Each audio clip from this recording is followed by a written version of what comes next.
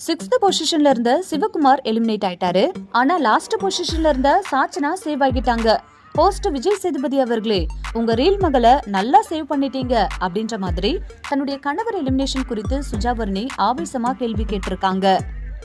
நடிகர் திலகம் சிவாஜி கணேசனின் பேரனும் முன்னாள் பிக் பாஸ் போட்டியாளருமான சுஜா வர்ணியோட கணவருமான சிவகுமார் வைல்டு கார்டு என்ட்ரியா பிக் பாஸ் வீட்டுக்குள்ள நுழைஞ்சாரு. ஆனா எதிர்பாராத விதமா வந்த 4வது வாரத்திலேயே சிவகுமார் எலிமினேட் ஆயிட்டாரு. இந்த நிலையில சிவகுமாரின் மனைவியான சுஜா வர்ணி தன்னுடைய இன்ஸ்டாகிராம்ல ஒரு ஸ்டோரி போட்டிருக்காங்க.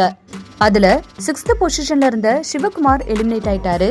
ஆனா லாஸ்ட் பொசிஷன்ல இருந்த சாச்சனா சேவ் ஆகிட்டாங்க.